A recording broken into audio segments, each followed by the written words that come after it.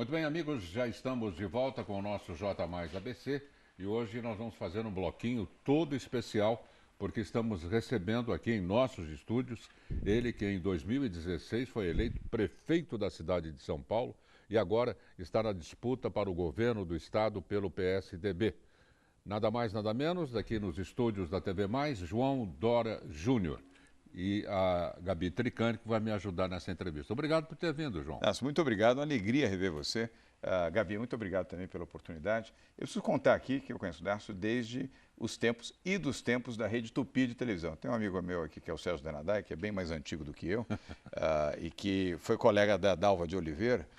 Mas eu estive lá na Tupi com você, éramos meninos, nós dois. Eu mal andava, Pois né? nós éramos adolescentes, 12 anos de idade, já trabalhávamos lá na Alfonso Bovero, 55 no Sumaré. Esquina com a doutora Arnaldo e da padaria Real. Real, a padaria onde tudo se decidia, Gabi, não era no edifício da Tupi, era na padaria. E é mesmo, escalação de novela, definição de programação de futebol, a contratação de artistas era na padaria, que, aliás, está lá até hoje. E um encontro com grandes astros e estrelas. Quantas vezes a gente não tomou café com a Dona Irã Barbosa, por exemplo? Exatamente.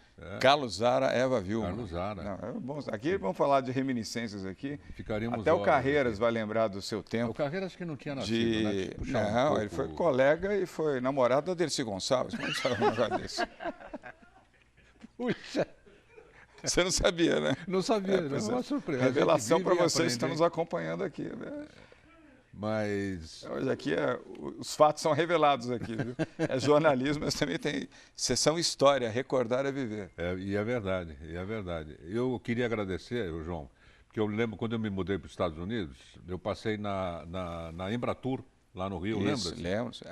A sede ainda era lá. Fiz questão de me despedir de você. 1986, se não me engano. Foi, exatamente. E fui muito bem recebido e é assim que se conhece as pessoas, né? Com o tempo. O Darcio sempre teve, continua tendo, na Tupi, na TV Tupi, na Rádio Tupi, Rádio Difusora, era a voz. Imagina, a voz poderosíssima. Mas enfim, nós estamos aqui no Recordar é Viver. É uma das boas coisas da vida você ter amigos e amigos que fazem parte da sua história. Verdade, né? Exatamente. Estamos aproveitando para curtir aqui um pouco. Obrigado, João, pelas palavras. Gabi, a primeira pergunta, primeiro as mulheres. Bom, obrigada, João Dória, pela presença aqui nos estúdios da TV Mais. A gente sabe que você concorre, então, ao governo do estado de São Paulo, agora no ano de 2018. E eu já te começo te perguntando sobre um tema muito importante aqui em nossa região, que é a segurança. Na semana passada, nós tivemos 2 episódios lamentáveis, que um foi aquela situação da policial e uma menina aqui na região do Grande ABC Paulista, que foi assassinada por um latrocínio, né, um roubo ao seu celular. Você, como governador do estado de São Paulo, caso você seja eleito, quais são as suas propostas, então, para a área de segurança? E um caso muito triste dessa moça, eu acompanhei isso de perto, muito triste. Ela não reagiu, não esboçou nenhuma reação, ela apenas movimentou, fez a entrega e tomou um tiro. Estava ao lado de uma amiga que, felizmente, não sofreu consequências. Mas muito triste as 2 ocorrências que você reproduziu.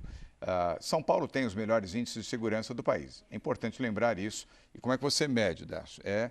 Índice de homicídios para cada 100 mil habitantes. São Paulo tem 7,4, nenhum outro estado brasileiro tem esse índice. Nenhum estado brasileiro tem menos de 2 dígitos. O Rio de Janeiro tem 35 homicídios para 100 mil habitantes. Mas não basta, quero dizer, ter bons índices, é preciso ter a sensação da segurança. E o que vamos fazer especificamente aqui, Gabi, no Grande ABC? Segurança, prioridade.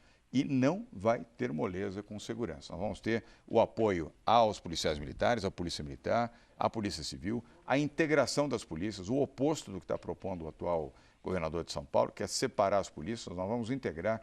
É assim, Darcio, nos países mais desenvolvidos do mundo. Você morou nos Estados Unidos, as polícias na América são integradas. A polícia do county, que é do município, a polícia do estado e a polícia federal, o FBI, e todos os instrumentos da polícia são conectados e não separados. É o que nós vamos fazer aqui, integrar. E também as guardas municipais, porque há um efetivo grande nas guardas municipais que podem ser treinados e articulados para estarem em comunicação conjunta com a Polícia Militar do Estado de São Paulo. A valorização dos profissionais da Polícia Civil, Polícia Militar.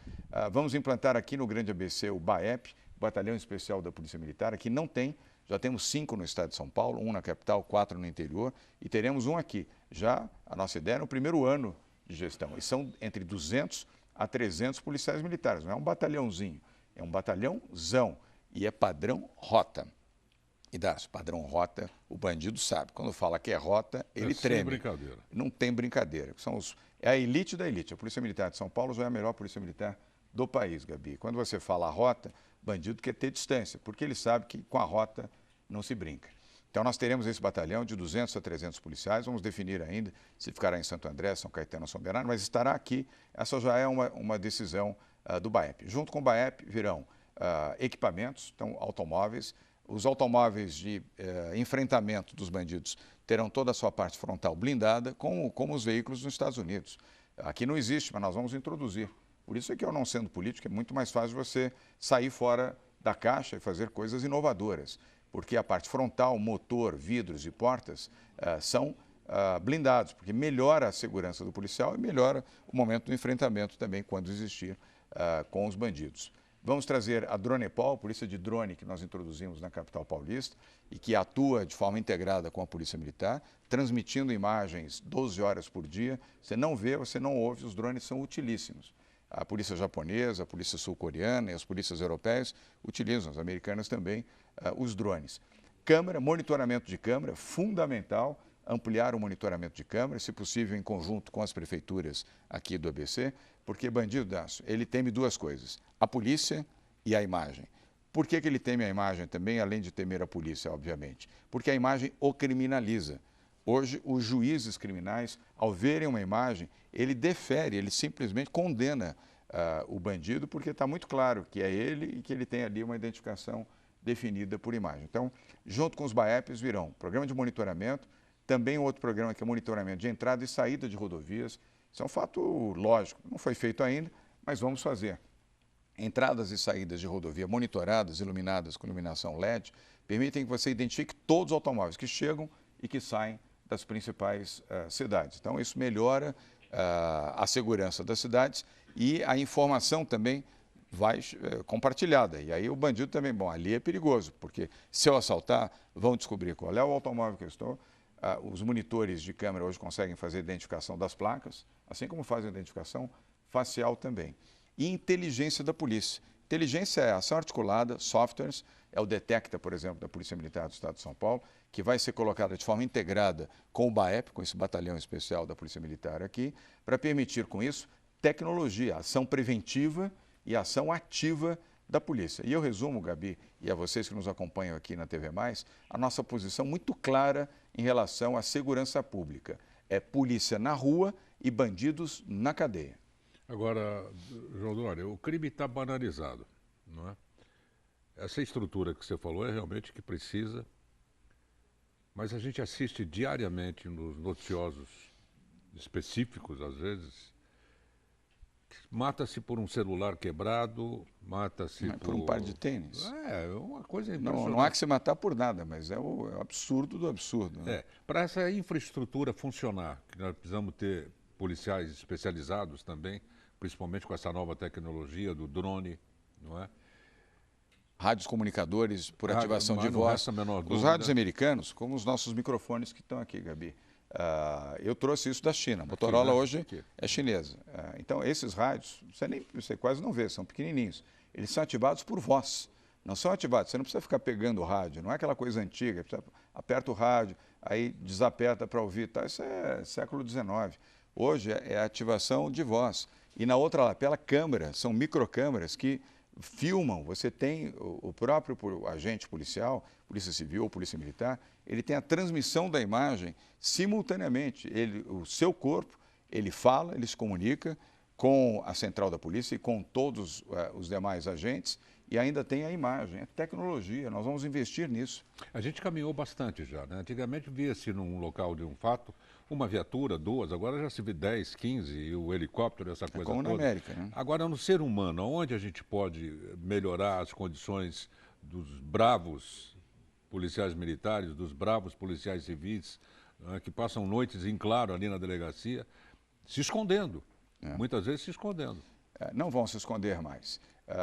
Primeiro vamos prestigiar toda a corporação da Polícia Militar e da Polícia Civil.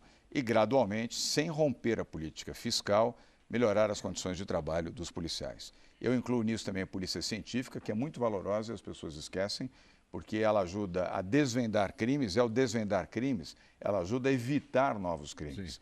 E também o Corpo de Bombeiros. Eu tenho um enorme respeito por todos os bombeiros e, infelizmente, o governo só lembra de bombeiro quando ele atua na tragédia e salva centenas de vidas. Nós temos que equipar melhor os bombeiros também no estado de São Paulo e serão equipados. Eu tenho muito respeito pelos bombeiros que são policiais militares e que farão parte também desta respeitosa ação que nós vamos iniciar a partir de janeiro.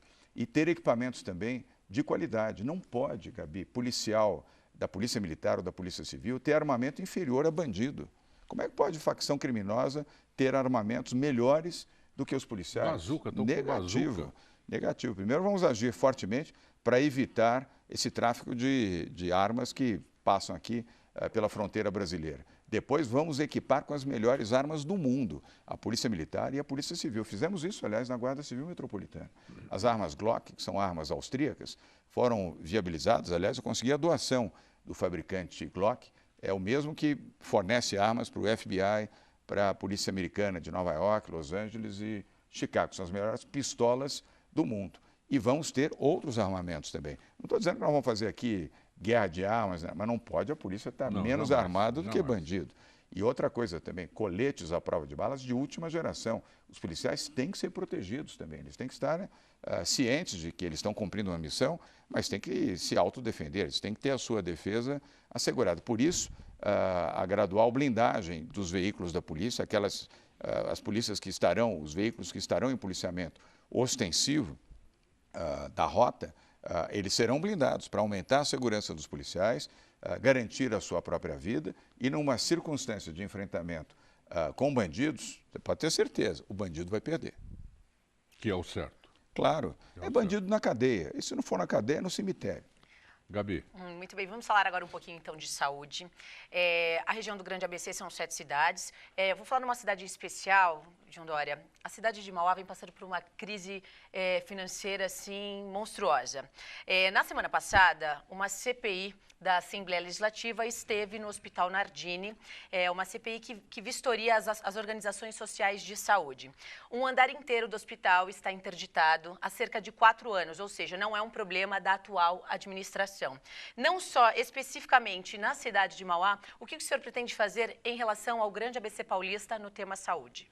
Bom, primeiro os hospitais regionais, valorizá-los e apoiá-los, e avaliar isso em conjunto com os prefeitos municipais. Nós temos o programa de 88 hospitais regionais que são chamados hospitais essenciais. Essa é uma proposta, é um programa de governo. Nós temos mais hospitais regionais do que 88. São Paulo tem 645 municípios. Mas esses 88 são estratégicos, inclusive aqui no ABC. Esses, porque tudo você precisa ter prioridade. Não dá para você prometer à população que você vai resolver todos os problemas, saúde, educação, habitação, transporte, segurança pública, infraestrutura. Porque é mentira, você não vai conseguir recursos e nem um tempo recorde para fazer isso. Mas precisa ter propostas que você cumpra. O programa dos hospitais essenciais, que são hospitais regionais, isso nós temos condições de cumprir. Primeiro, para equipar os hospitais com o que há de mais moderno em equipamentos, desde exames até equipamentos de intervenção cirúrgica e equipamentos de UTI também. O outro tema que é das Santas Casas. Nós temos o programa de Novas Santas Casas, que é um programa onde nós vamos fazer investimento, sim, financeiro nas Santas Casas, mas vamos fazer também investimento em gestão. Há boas Santas Casas, Darcio, no interior do estado de São Paulo, e há outras péssimas. Então, as péssimas nós vamos intervir. Elas têm que melhorar a qualidade de gestão e muda o gestor, se necessário. Como é que você tem algumas que funcionam bem, ainda que com baixa performance do ponto de vista de recursos, mas não dão prejuízo e têm margens pequenas, não conseguem expandir a sua ação com o seu próprio desempenho, mas não tem prejuízo. E outras têm prejuízos enormes. É gestão.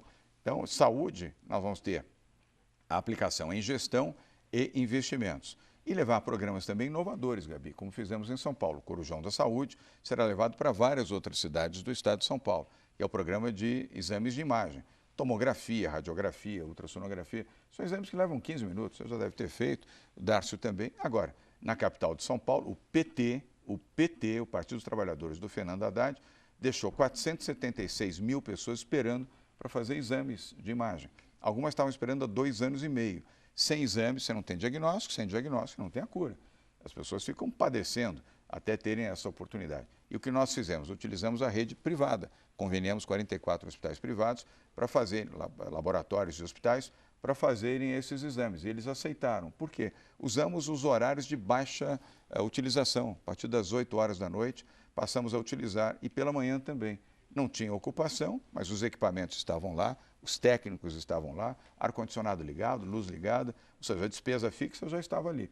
Era melhor receber tabela SUS, que é um valor pequeno, pelos múltiplos, 1.000 pessoas, 2.000, 3.000, 4.000, do que não receber nada. Os 44 hospitais aceitaram na hora. Em menos de 10 dias, firmamos o convênio e em 83 dias da data em que iniciamos, Gabi, nós zeramos esse déficit.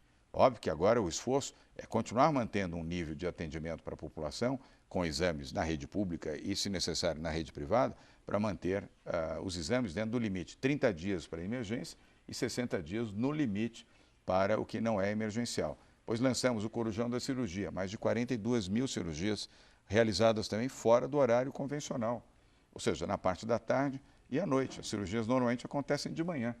Eu não sei se vocês já sofreram intervenções cirúrgicas. Eu já operei joelho, ombro. Quem joga futebol já operou um pedaço do corpo, ou mais vezes. Tem um craque ainda? Não, nada comparável a carreiras, mas eu vou me esforçar para fazer um gol olímpico ainda ao longo dos meus próximos anos. Mas eu fiz as cirurgias de manhã. Agora, à tarde e à noite, os centros cirúrgicos estão lá, disponíveis, os técnicos estão disponíveis, os enfermeiros disponíveis, só não estão os cirurgiões e os anestesistas. Aí, com um pequeno valor adicional, um bônus, conseguimos convencê-los a fazer à tarde e à noite, e o resultado foi, numa velocidade enorme, fizemos cirurgias de média e alta complexidade. Aí lançamos o remédio rápido também, para ter medicamentos nos postos de saúde, para as pessoas mais humildes e mais simples, que são a prioridade de qualquer governante, porque elas precisam desses medicamentos de uso contínuo e insumos também. Quem tem diabetes, enfim, quem tem problemas desse tipo, precisa ter os insumos todo dia. E não tem dinheiro, são pessoas desempregadas ou pessoas com uma renda muito baixa. Então, essa transformação da saúde será feita com boa gestão, com bons exemplos que fizemos na capital de São Paulo e, obviamente, com recursos priorizados do orçamento do Estado e também do Ministério da Saúde. Bom, já pincelamos segurança, saúde e agora onde tudo converge, não é? Os problemas da educação, que extrapolam as salas de aula.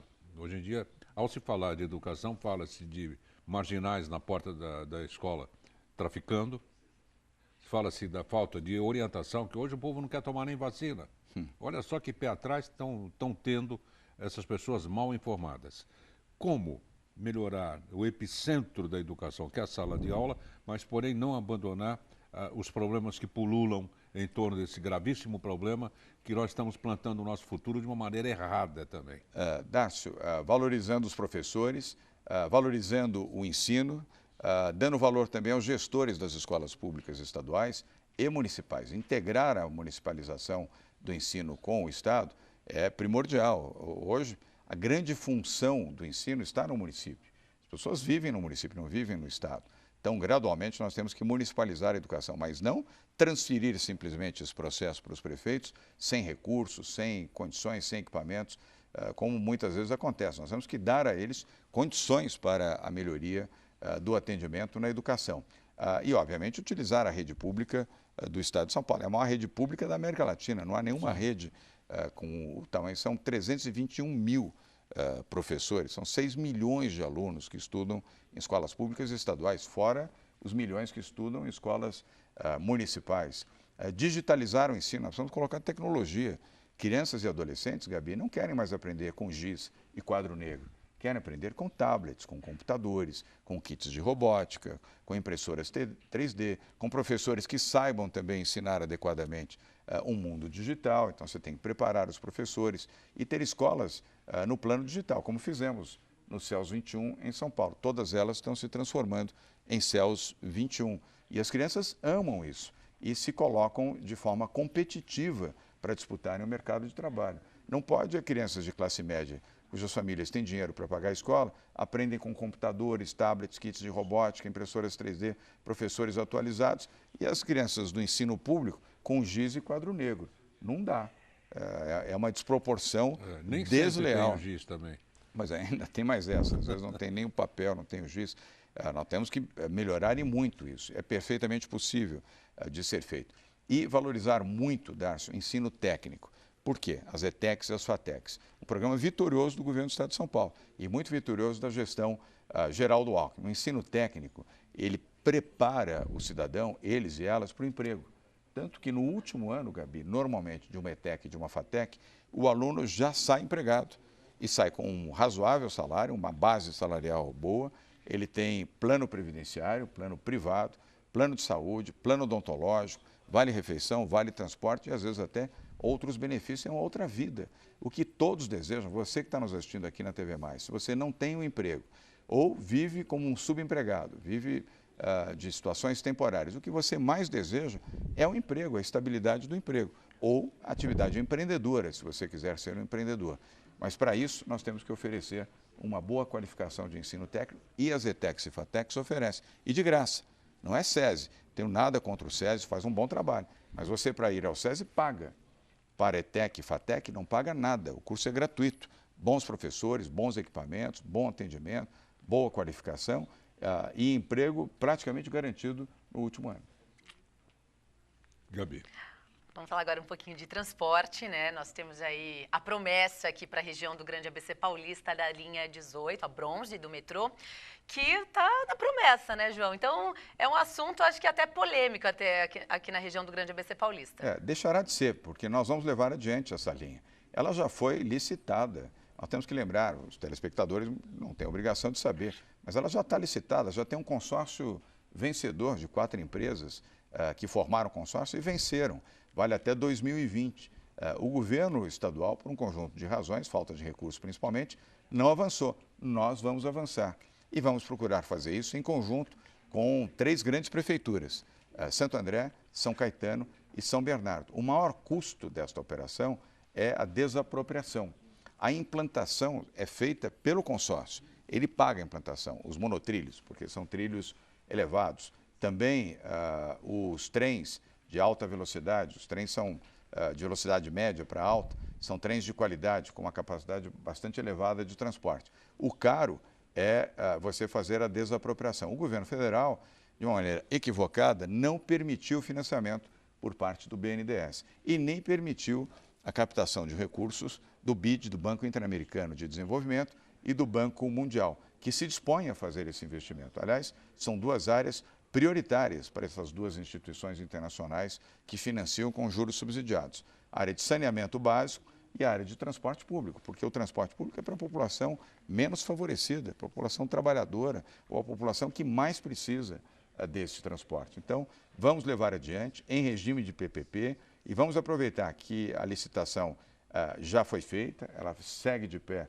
até 2020, para que ela possa ser aditada, para que num prazo de 4 a 5 anos tenhamos essa linha pronta. Óbvio que o prazo pode variar um pouco. Às vezes você tem medidas judiciais, Ministério Público, Tribunal de Contas, às vezes isso atrasa e retarda processos. Mas vamos levar adiante, é prioridade, e a linha roxa, a linha bronze, que é a linha 18, virá para o ABC. Compromisso. Para que tudo se viabilize, você vai precisar muito do apoio da Assembleia Legislativa com seus nobres senhores deputados. E eu acrescentaria, do governo federal com Geraldo Alckmin. Nós estamos apostando na vitória de Geraldo Alckmin. Seria uma parceria ideal, né? Ideal, é perfeito.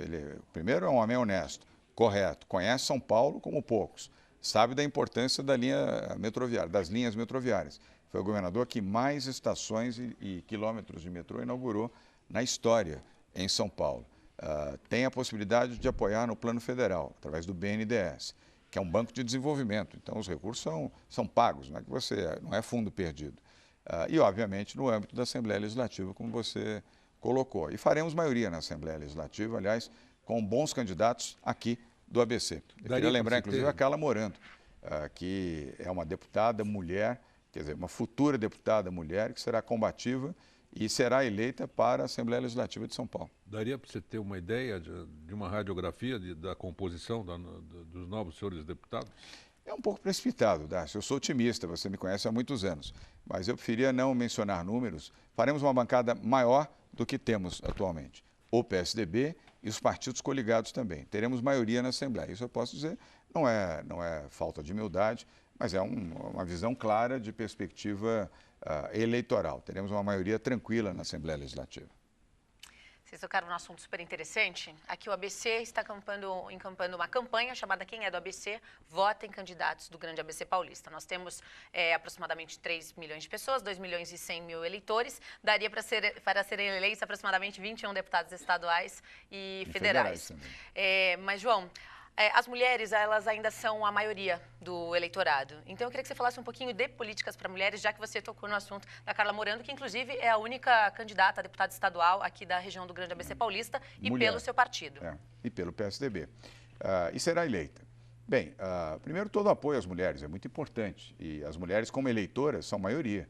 Tem quase 56% do universo eleitoral composto por mulheres. Provavelmente muitas estão aqui nos assistindo. Façam valer o seu voto, votem, escolham adequadamente seus candidatos, suas candidatas. Eu lembro, inclusive, de uma candidata ao Senado do PSDB, que é a Mara Gabrilli, tetraplégica, deputada federal, brilhante, dedicada. Ela não tem nenhum movimento, ela só tem a fala, não tem nenhum outro movimento. Mas ela é brilhante, ela é guerreira, eu fico até sensibilizado todas as vezes que eu lembro da Mara Gabrilli. E ela é candidata ao Senado Federal ao lado do Ricardo Trípoli, que também nós temos 2 vagas para o Senado, Darcio, agora no dia 7 de outubro. Então, todo o apoio às mulheres, apoio inclusive à proteção das mulheres, que a legislação seja cumprida para dar os direitos da mulher serem protegidos contra a agressão, contra a violência às mulheres, e o direito de igualdade também no emprego. Não pode ter salário mais baixo a mulher pelo fato de ser mulher. Inclusive a Mara é daqui de Santo André, a Mara Gabrilli. Exatamente, a Mara é aqui de Santo André, muito bem lembrado. Sua família, aliás, a família ainda está aqui em Santo André. João, você é um homem caprichoso. Mostrou selo na Paulistur, na Embratur, dessas campanhas redondinhas, bem feitinhas, marcantes. Obrigado. Você tem um sonho, né? É a pura verdade. Você tem algum sonho para o Estado de São Paulo? Tenho. Reduzir as desigualdades, Darcio. Eu estou no setor privado até 2 anos atrás. Eu fiz 45 anos de vida privada. Comecei lá de baixo, acompanhou minha vida. Comecei como assalariado numa agência de publicidade, era o salário mínimo que eu ganhava e trabalhava muito. E trabalhava, era inclusive, difícil receber lá. Pois aí, na Tupi ainda atrasava, você sabe disso.